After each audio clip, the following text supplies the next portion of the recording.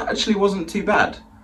But is Space Jam: A New Legacy better than my basketball skills? Find out after this.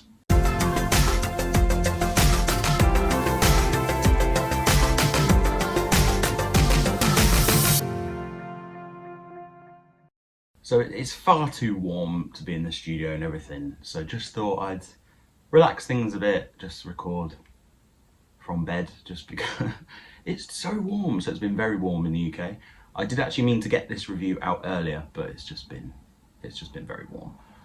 So, and I need to get the new Space Jam New Legacy top. I've got the old one, but I just need to get the new one. But anyway, on to the review. So Looney Tunes haven't been in the cinema since 2003's Looney Tunes Back in Action, sorry. But I didn't like that. I just found it really boring and just not, it just didn't have the fun of Space Jam at all. I remember being excited for it and thinking, yes, it's going to be another Space Jam, and it wasn't, unfortunately. And there were loads of cancelled sequel ideas, including one called Skate Jam, which would have had Tony Hawk, because this is just a Tony Hawk figure I've got. How cool would have that been? I would have proper loved that, because I love skateboarding, hence why I've got this Tony Hawk. But that would have been really cool. And there are loads of other ideas as well. There's a guy I follow actually on YouTube who released them all. I'll put a link to him, he's got a great channel. But he said that there's like literally 7 cancelled Space Jam sequels. So it's been 25 years. So back in the day, in 1996, I loved the original one, really did. That and Star Wars, it proper changed my life as a kid. I kind of realised what sort of things I liked. It proper got me into basketball. Also, it's one of the main reasons I got this 23 tattoo, one of my favourite numbers, and obviously Michael Jordan's number, and I just loved Space Jam so much, so it's kind of like a homage to that. So on to the film. This is spoiler free as well, because I just don't see the point of that. And I'm not that kind of reviewer, because then you just wouldn't watch the video, and what's the point in that? But yes, I really enjoyed it. The big difference for me is that there's a lot of family focus on the film. So LeBron James is the main basketball star instead of Michael Jordan.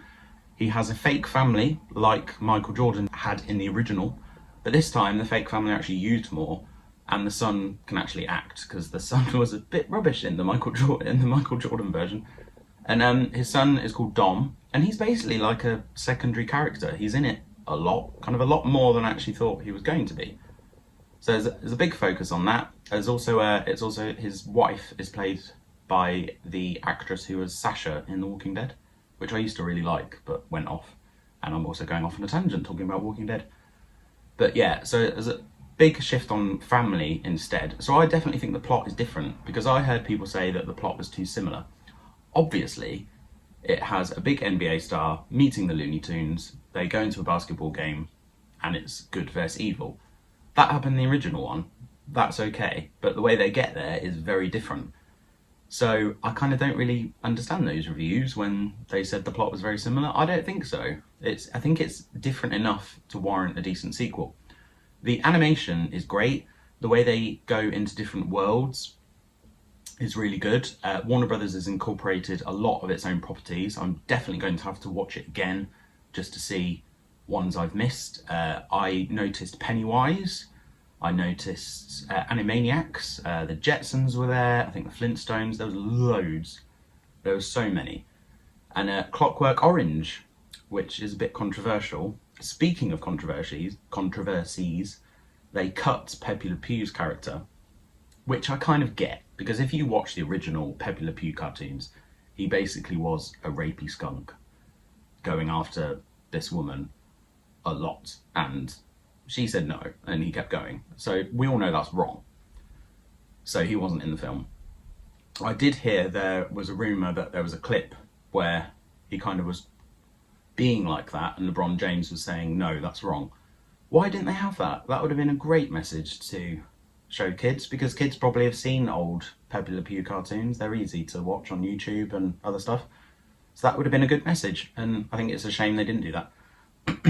With the character of Lola Bunny here, I will be reviewing these figures because I have all the original ones, so I would like to do a comparison. With Lola Bunny, there was controversy with her as well, because in the original one, a lot of people said she was over-sexualised. I don't think so. I rewatched the original just before seeing the new one, and I just don't think she was. Michael Jordan was training all the Looney Tunes, who were all male, and none of them had any basketball skills until later on in the film. Lola Bunny rocks up to the court, amazing at basketball. Michael Jordan compliments her on her skills, not her looks. Bugs Bunny and Tweety Pie say she's hot and stuff, but they're just complimenting her. I don't think they're being aggressively sexual to her. I don't think she's being aggressively sexual to them. She owned it, really. People called her doll, she got annoyed, or babe, and she got annoyed at that. And she was a really good basketball player. And then in this film, I'm glad that they carried on the fact that she is really good at basketball. Plus, she's voiced by Zendaya, and I love Zendaya. So, yeah, I never got that controversy because, you know, apparently people are saying, oh, you know, her outfit was really sexualized in the original and now it's not. And I just never got that. I never got that as a kid, and rewatching it now, I just never got that. The bad guys are the Goon Squad.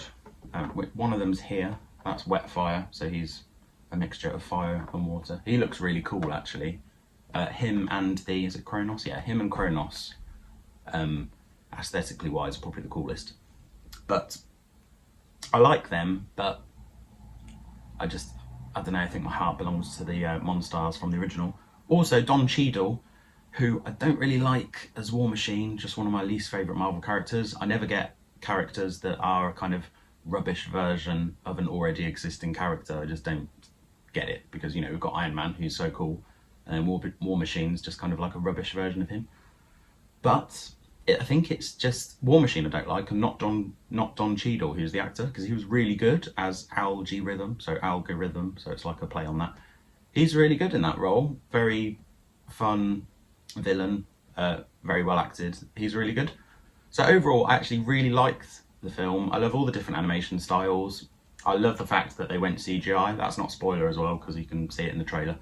Because Daffy Duck, it's like, oh, we got looking expensive, or there's a line like that.